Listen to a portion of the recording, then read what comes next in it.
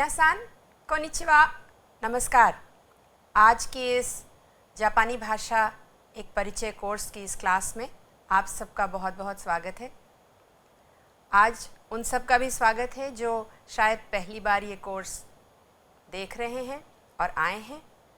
हम आशा करते हैं कि आप लोगों को ये कोर्स करके आपका जो उच्चारण है वो सही होगा और आप जापानी भाषा आसानी से बहुत सीख सकेंगे, आपको आसान लगने लगेगी। तो हमारे जो प्रीवियस क्लासेस हुई हैं, जो हमारी पुरानी क्लासेस हुई हैं, उसमें हम लोगों ने काफ़ी कुछ किया है। उसमें उच्चारण भी किया है, हमने हिरागाना भी करी है, हमने काताकाना के बारे में बताया है, कांजी जो चित्रलिपि है उसके बारे में बताया है।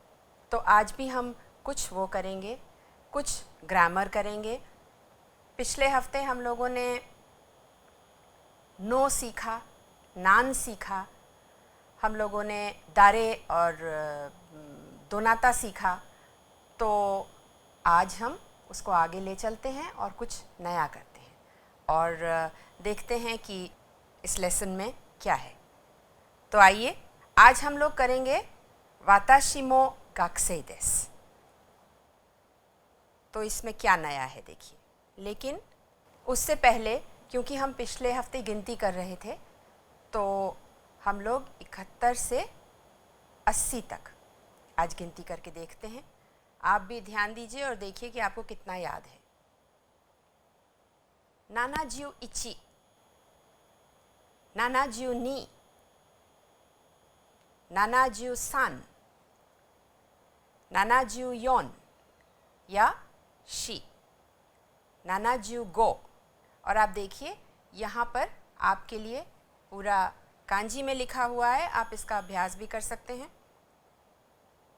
76, 77, 78, 79 और 80। आप देखिए, आपने अभी तक 1 से लेकर 10 तक सब गिनतियाँ करी हुई हैं, सबकी कांजी करी हुई है, हम लोगों ने उसका अभ्यास भी किया है। तो आप इस तरीके से लिखने का अभ्यास करिए। और ये हिरागाना में पूरा लिखा है, यहाँ पर हिरागाना भी साथ साथ लिखने का अभ्यास करिए। तो आइए आज एक ऑडियो सुनते हैं सबसे पहले। ラオさんの専門は物理学ですか？いいえ、情報工学です。私の専門も情報工学です。何年生ですか？3年生です。田中さんは何年生？私は2年生です。तो क्या समझ में आया आपको? कुछ तो हम लोगों ने पहले किया है, तो वो कुछ आप समझ पाए होंगे। जो कुछ बचा हुआ है, जो नया है, वो अब हम लोग करेंगे। सबसे पहले हम इसको पढ़ के आपको सुनाते हैं। तो तानाका सान और राव सान, दो जनों के बीच का ये कॉन्वर्सेशन है, काइवा है। राव सान नो सेनमोन वा बुत्सुरी गाकु देसु का? इए, जोहो को गाकु देसु। वाताशी नो सेनमोन मो जोहो को गाकु देसु। नान नेंसेई देसु का? 3年生です。वाताशी वा 2年生です。तो इसमें काफ़ी सारी चीज़ें नई हैं, जैसे कि सेनमोन और मो, नान नेंसेई। तो इसके बारे में अभी हम लोग देखेंगे। ये पूरा जापानी में लिखा है और आप इसमें एक चीज़ गौर से देखिए कि यहाँ पर जो जापानी शब्द नहीं हैं, जो विदेशी शब्द हैं, उनको काताकाना में लिखा जाता है। यहाँ आपको सब हिरागाना नज़र आएगी और इसी के साथ साथ आप देखेंगे कि ये कांजी में भी लिखा है। तो अब आपको ये समझ में आ गया होगा कि जापानी भाषा में ये जो तीनों लिपियाँ हैं, ये एक साथ लिखी जाती हैं। जैसे यहाँ पे काताकाना, हिरागाना और फिर कांजी लिखी है, इस तरीके से लिखा जाता है। सेनमोन क्या है? ये शब्द एक नया है, सेनमोन। सेनमोन का अर्थ है, जैसा कि यहाँ पर लिखा है, किसी भी विषय की जानकारी हो या पढ़ाई हो, उसके बारे में आप जानते हो, पढ़ना चाहते हो, उसको सेनमोन कहते हैं। यानी कि आपका जो स्पेशलाइजेशन है, जिसमें भी आप आगे की पढ़ाई करते हैं, शोध करते हैं, वो आपका सेनमोन बन जाता है। तो वो कुछ भी हो सकता है। आप फूलों के बारे में पढ़ सकते हैं तो वो आपका सेनमोन हो सकता है। आप इंजीनियरिंग कर सकते हैं, आप मेडिसिन कर सकते हैं, आप बिजली का काम कर सकते हैं, वो आपका सेनमोन हो सकता है। तो कुछ भी हो सकता है सेनमोन। अब देखिए वाक्य कैसे बनेगा। यहाँ पे एक चीज़ आपको बता दें, अभी तक जो हम लोगों ने सेंटेंस कंस्ट्रक्शन या समझ लीजिए पैटर्न किया है, उसको ज़्यादातर बदला नहीं गया है। अनाथा नो आपने किया है, आपका, सेनमोन वा नांदेस का। तो वा से पहले जिस भी चीज़ के बारे में हम लोग बात करना चाहते हैं, बताना चाहते हैं, पूछना चाहते हैं, उसका प्रयोग किया जाता है। तो सेनमोन के बारे में हम पूछ रहे हैं, इसलिए वा से पहले होगा और बाकी कंस्ट्रक्शन वही है। नान एक प्रश्नवाचक शब्द है जो आपको पता है, आपने किया है, तो यहाँ पे लगा करके आप पूछ सकते हैं। अनातानो आपका सेनमोन वा नांदेस का क्या है। अनातानो सेनमोन वा नांदेस का, और यही चीज़ जापानी में भी लिखी है। अब यहाँ सेनमोन जो है वो कांजी में भी लिखा जा सकता है, चित्रलिपि में भी लिखा जा सकता है और हिरागाना में भी लिखा जा सकता है। नान की आपने कांजी भी करी है, आपको एक बार बता दें।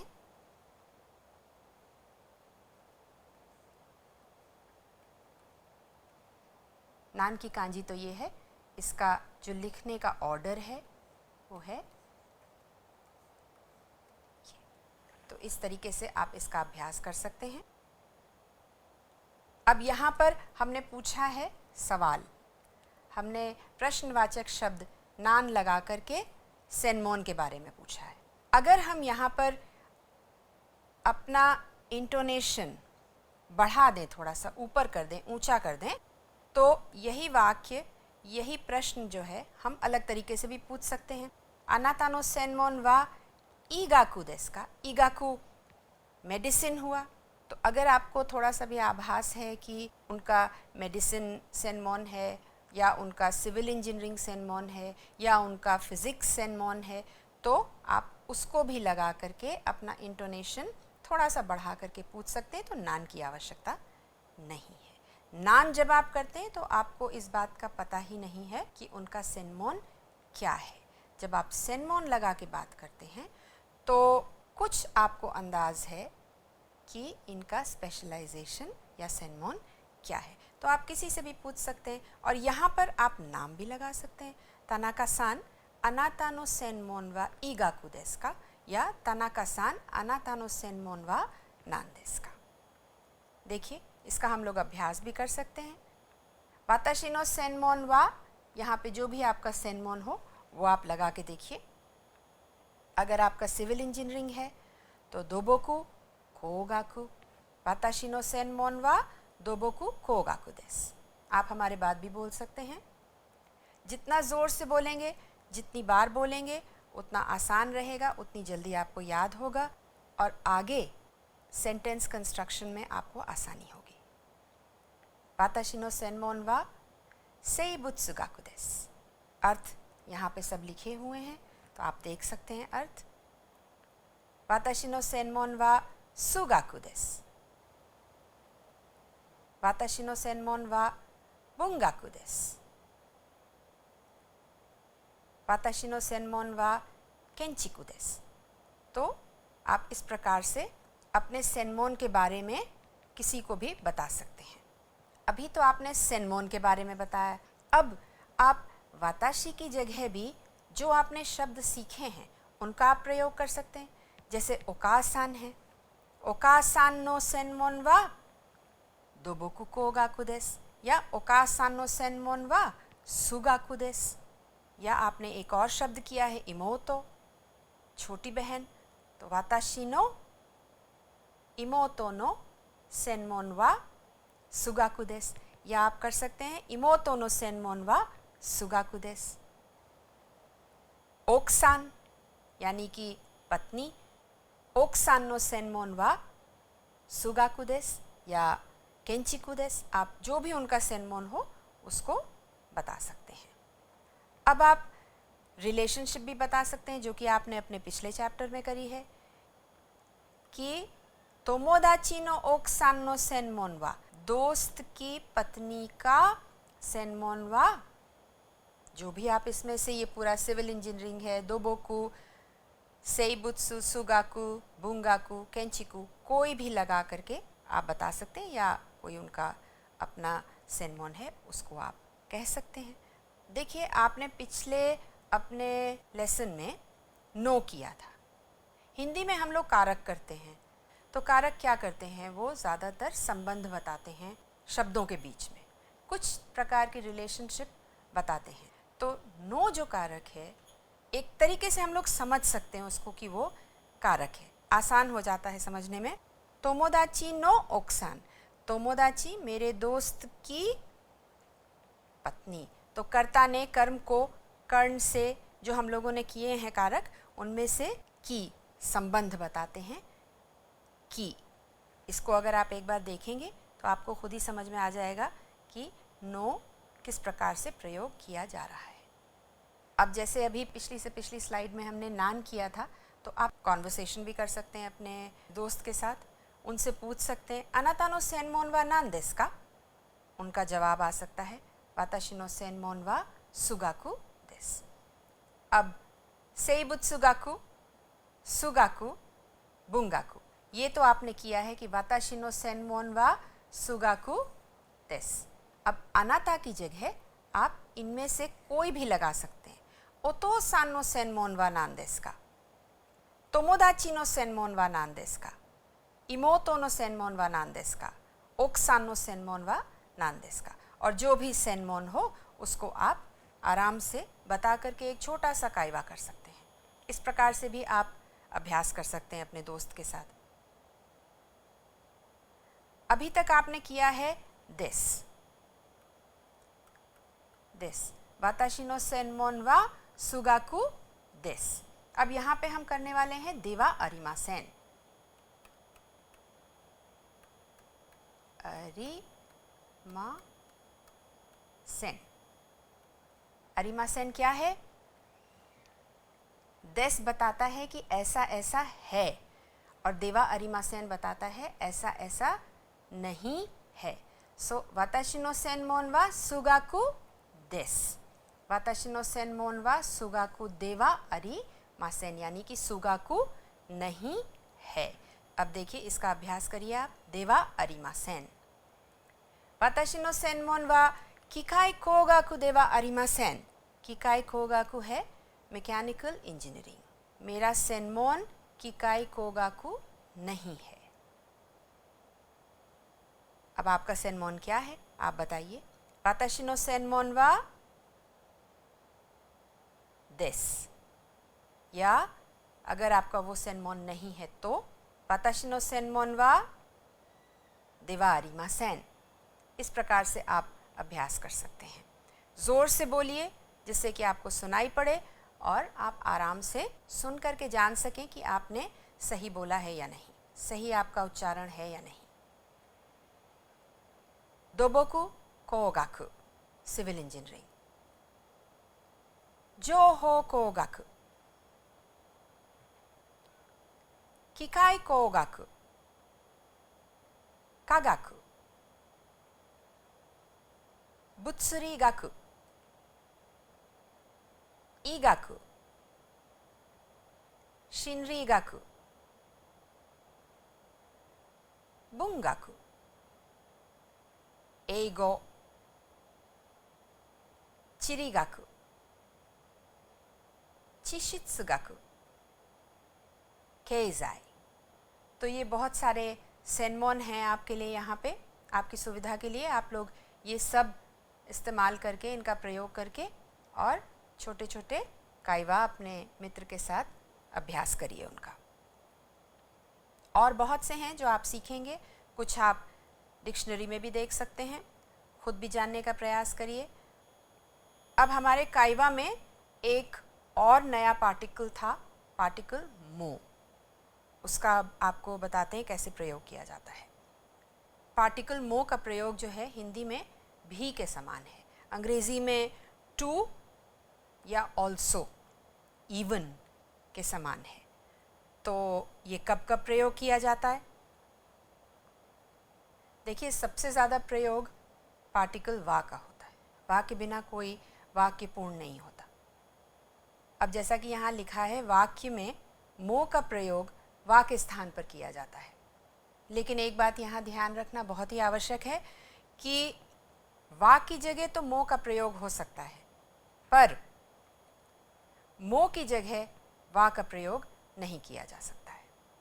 अब देखिए, आपने किया है वाताशी वा निहोन जिन देस, मैं जापानी हूँ।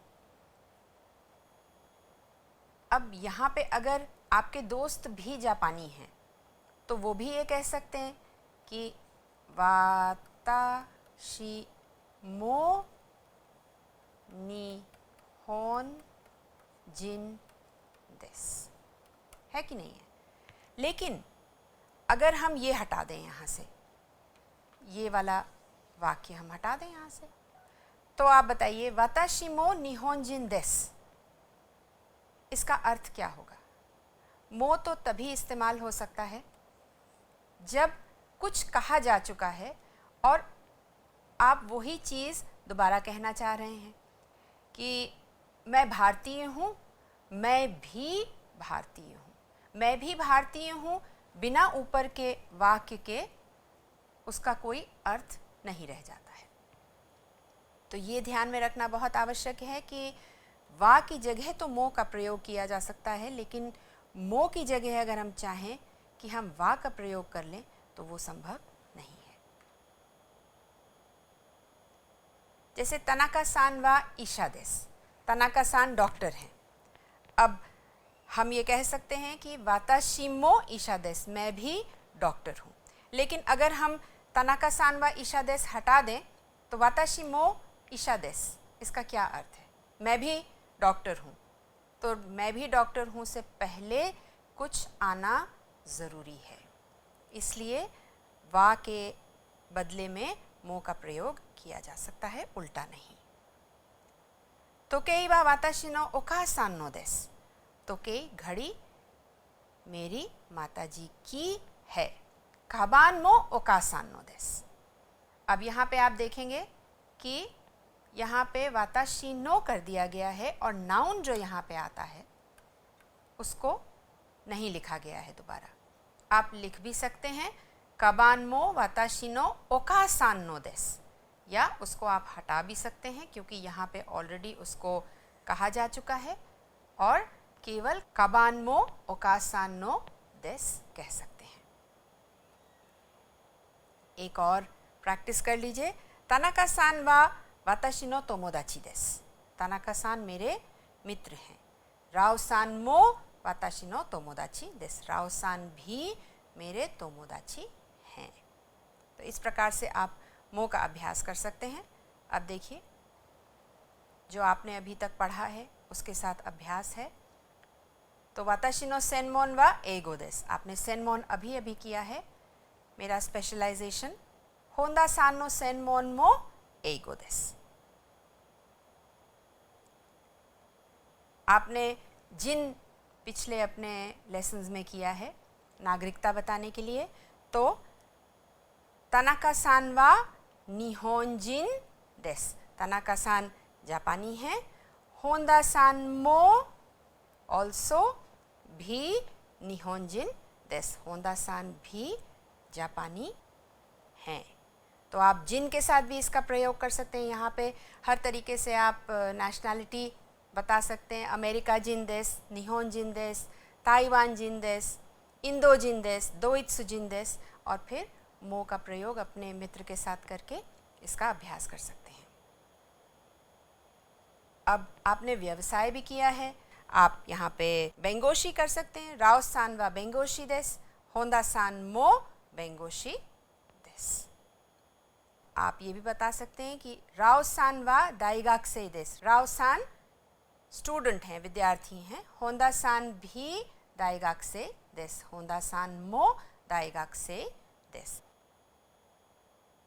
अब आप बताइए ये कौन है और ये क्या करते हैं?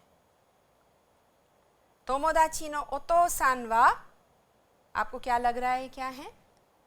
ये सैलरी मैन है। जापान में सैलरी मैन कहते हैं जो नौकरी करते हैं। तो तोमोदाची नो ओतो-सान वा सालारीमान देस। सारारी, अभी हम लोगों ने काताकाना नहीं करी है इसलिए इसको हिरागाना में लिख रहे हैं। सारारी मा सालारीमान देस। वाताशी नो ओतो-सान मो सालारीमान देस। और ये ज़रा ध्यान रखिएगा कि इसका प्रोनाउंसिएशन क्या है। ये अंग्रेज़ी के जैसे सैलरी मैन नहीं है, ये सारारी मान देस। तो इसको आप अभ्यास कर सकते हैं इस तरीके से, और वाक्य बना करके और तस्वीरें देख करके आप अपने दोस्त से पूछ सकते हैं और प्रैक्टिस कर सकते हैं। आपने पहले ये भी किया है, नीनेंसे देस, वाताशी वा नीनेंसे देस, मैं दूसरे वर्ष का विद्यार्थी हूँ। तो वाताशी मो नीनेंसे देस या तोमोदाची मो नीनेंसे देस। तोमोदाची नो ओकासान वा ईशा देस, अभी हम लोगों ने किया है। तो वाताशी नो ओकासान मो ईशा देस, व्यवसाय के साथ आप नो का प्रयोग भी कर सकते हैं। पेन वा वाताशी नो देस, कोई भी चीज़ को देख करके, कोई भी वस्तु को दिखा करके आप पेन वा वाताशी नो देस, पेन मेरा है। शार्प पेंसिल मो वाताशी नो देस, तो कोई भी वस्तु को जिशो वा वाताशी नो देस, जिबिकी मो वाताशी नो देस। अब अभी हमने थोड़ी देर पहले देस और देवा आरिमासेन किया था, नेगेटिव किया था देस का। देस देवा आरिमासेन,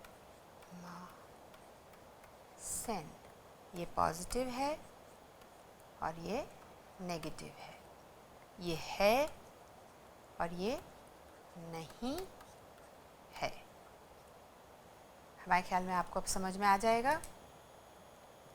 तो इसका भी आप अभ्यास कर सकते हैं। वाताशी नो ओकासान नो सेन्मोन वा सुगाकु देस, वाताशी नो ओकासान नो सेन्मोन वा सुगाकु दे वा आरिमासेन। वाताशी नो इमोतो नो सेन्मोन वा दोबोकु कोगाकु दे वा आरिमासेन।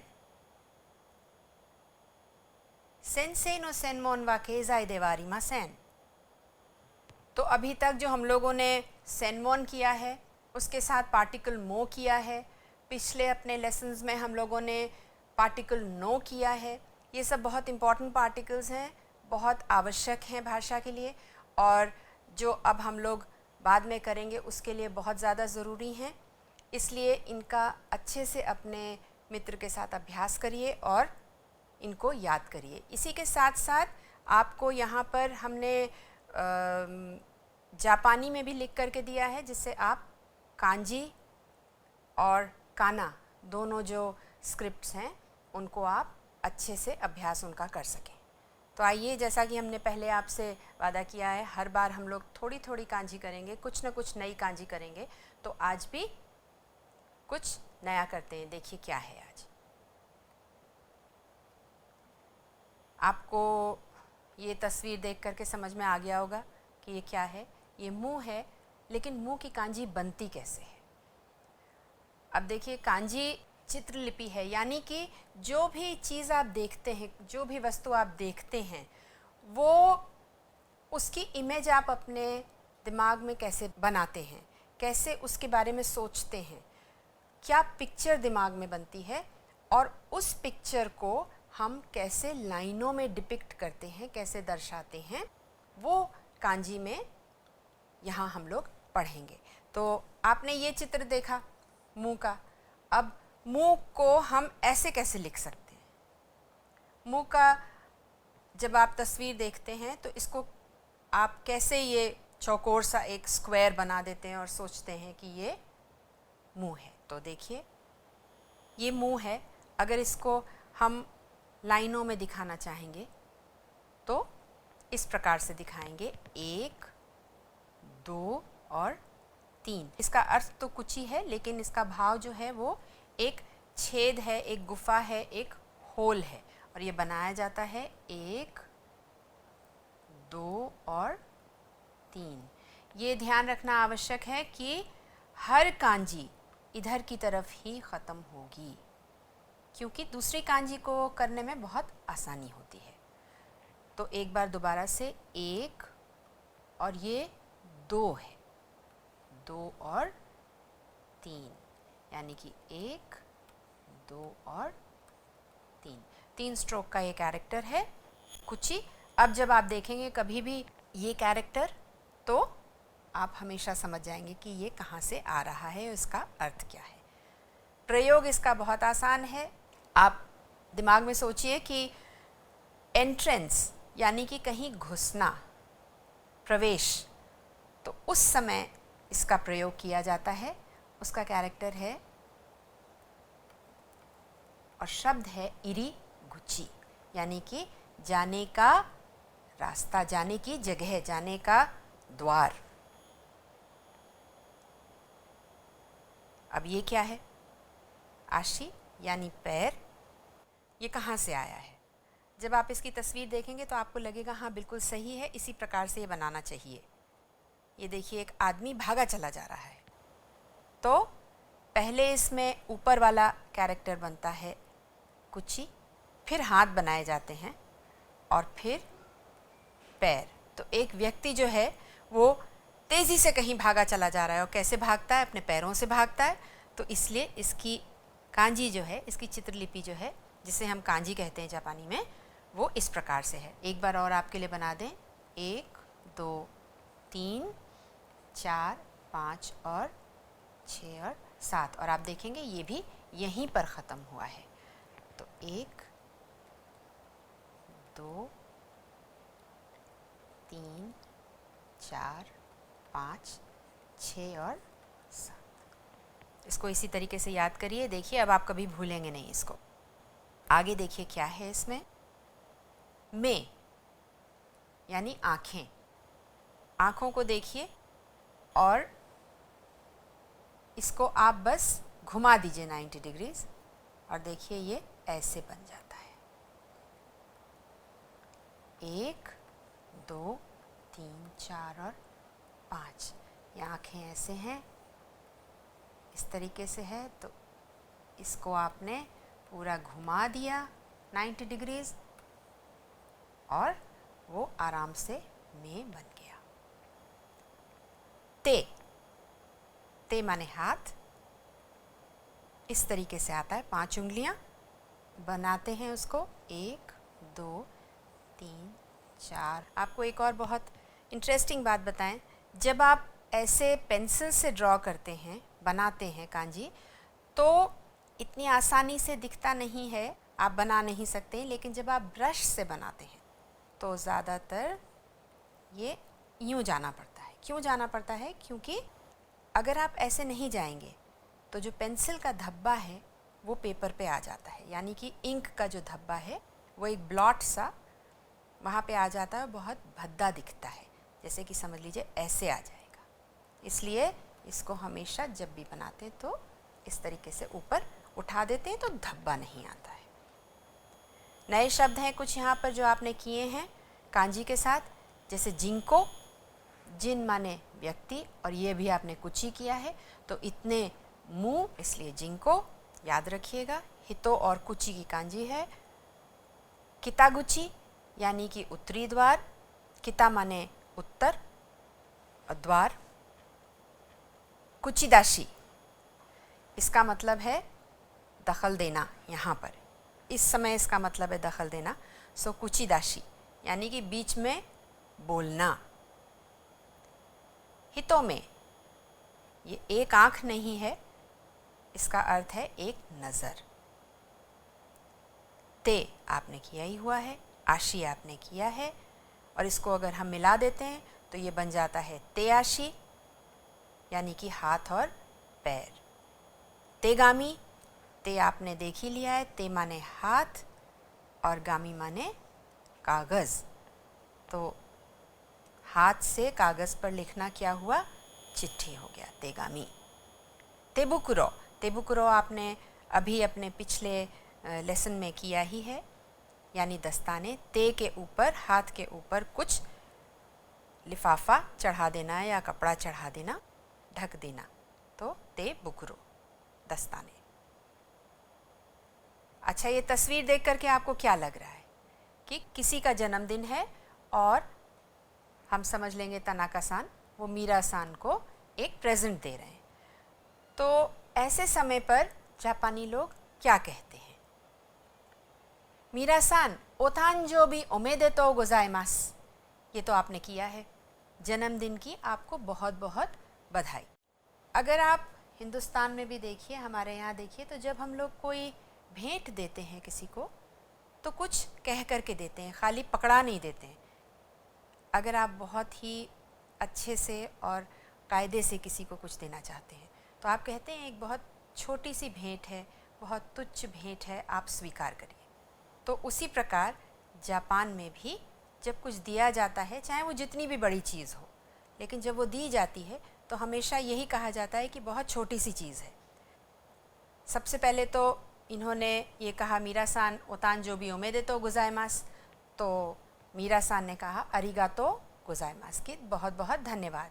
और उसी से पहले वो कहते हैं सुमारानाई मोनो देसु गा दोजो, यानी कि बहुत छोटा सा एक तोहफा है आपके लिए, बहुत छोटी सी चीज़ है, कृपया स्वीकार करिए। तो ये एक तरीका है कोई भी भेंट देने का। अच्छा, अभी आपने पहले भी अपने लेसन्स में कुछ मुहावरे करे हैं, कुछ कोतोवाज़ा करे हैं, तो आज एक और नया कोतोवाज़ा हम लोग करते हैं, नाना कोरोबी या ओकी। नाना माने 7, यानी कि 7 जो आपने किया है नंबर में, और या माने 8। नाना कोरोबी या ओकी, यानी कि नाना बार गिरिए, 7 बार गिरिए, 8 बार उठिए। इसका लिटरल ट्रांसलेशन तो ये है कि 7 बार गिर के 8 बार उठिए। लेकिन ये आता कहाँ से है? देखिए, जापान में जो बुद्धिज़्म है वो हमारे हिंदुस्तान से गया है, चाइना होते हुए गया है। तो चाइना से जो मॉन्क्स थे, जो बुद्धिस्ट पुजारी थे, वो वहाँ जापान आए और उन्होंने उसका, बुद्धिज़्म का, बौद्ध धर्म का वहाँ प्रचार किया। जो वहाँ सबसे पहले बुद्धिस्ट मॉन्क आए, जो पंडित आए, उन पर ये जो डॉल है, दारुमा डॉल कहलाती है ये गुड़िया, ये बनाई गई, या समझ लीजिए उनके ऊपर है ये गुड़िया। और इसकी खासियत ये है कि एक तो ये स्टेबल नहीं है, ये स्थिर नहीं है, ये डोलती रहती है, कभी इधर लुढ़कती है, कभी इधर लुढ़कती है। और एक और बहुत मज़ेदार चीज़ इसमें है, इंटरेस्टिंग है, कि इसकी एक आँख देखिए, उसमें काला है और एक सफ़ेद है। तो जब भी कोई बहुत अच्छा काम होता है, जब भी कुछ आप अचीव करते हैं, जब भी कुछ अच्छी खुशखबरी होती है, कुछ अच्छा काम होता है, तब इसकी जो आँख है वो रंग दी जाती है काले रंग से, और सेलिब्रेशन होता है इनके आशीर्वाद के लिए, इनके गुड विशेस के लिए, कि जो भी हमारा काम हो वो अच्छा हो। तो ये जो कोतोवाज़ा है वो नाना कोरोबी या ओकी, वो एक्चुअली यहाँ से आता है कि आप जितनी बार चाहें उतनी बार गिरें, पर गिर कर उठना बहुत ज़रूरी है, हिम्मत नहीं हारना है। इसका बेसिक मीनिंग है कि कुछ भी हो जाए, कितनी भी कठिनाइयाँ आएँ, कितनी भी परेशानियाँ आएँ, जो भी मुसीबतें आएँ, लेकिन काम से अपने हटना नहीं है, उतना ही डट करके ही, उतनी ही हिम्मत से काम करते रहना है, आगे बढ़ते रहना है, और डिप्रेशन में नहीं आना है, दुखी नहीं होना है कि हमसे ये काम नहीं हुआ, हम नहीं कर पाए, अब क्या करें। ऐसा नहीं है, कितनी बार भी गिरिए, उठिए, हिम्मत नहीं हारिए और आगे बढ़िए। गलती होती है, मुश्किलें आती हैं, सब होता है, लेकिन उनसे हम डील कैसे करते हैं, उनसे हम कैसे अपने आप से उससे जूझते हैं, कैसे लड़ते हैं, कैसे उससे गिर कर के वापस उठ के और आगे बढ़ते हैं, वो सबसे ज़्यादा इम्पॉर्टेंट है, सबसे ज़्यादा ज़रूरी है। और वो हम कैसे करते हैं, हमको ये जो प्रोवर्ब है ये करने की हिम्मत देती है कि नाना कोरोबी या ओकी, आप गिरते रहिए, कोई बात नहीं, हर व्यक्ति गिरता है, लेकिन उठने की हिम्मत रखिए और प्रयास जारी रखिए अपना, कभी भी हारिए नहीं। तो ये एक कोतोवाज़ा है, ये हम लोग को भी हिम्मत देता है कि हम लोग जापानी सीखें, आगे बढ़ते रहें, अच्छे से बढ़ते रहें और नई नई चीज़ें रोज़ सीखें। तो ये देखिए, अभी तक हम लोगों ने 46 हिरागाना सिलेबल्स किए हैं। ये 25 सिलेबल्स हैं जो पुरानी हिरागाना से बनाए गए हैं। जैसे अगर आप देखेंगे, अगर ये हटा दीजिए, आप ये पोर्शन हटा दीजिए, तो हा, ही, हु, है और हो है। लेकिन इसमें अगर हम ये 2 बिंदियां लगा देते हैं तो ये बन जाता है बा, बी, बू, बे, बो। एक बार फिर से, बा, बी, बू, बे और बो। इसका स्ट्रोक ऑर्डर आप ज़रूर देख लीजिए और उसी स्ट्रोक ऑर्डर से प्रैक्टिस करिएगा। तो ये देखिए, उसी तरीके से ये है ता, ची, त्सु, ते, तो। यदि हम ये हटा दें तो इसके साथ ये है दा, जी, जू, दे, दो। अब कैसे बनाते हैं आपको बता दें हम। दा, जी, जू, दे और दो। जिस प्रकार से इसमें स्ट्रोक ऑर्डर दिया है उसी प्रकार आप इसका अभ्यास करें। और ये है पा, पी, पू, पे, पो। पा, पी, पू, पे और पो। आपने पिछली बार का सीरीज़ की काताकाना करी थी, आज स साउंड की काताकाना करिए और आप देखेंगे कि कितनी एंगुलर है ये, कितने शार्प इसके एजेस हैं। ये केवल इसलिए है क्योंकि पूरी काताकाना स्क्रिप्ट जो है वो कांजी से बनाई गई है। तो आप इसका अभ्यास कर सकते हैं। सा, शी, सु, से और सो।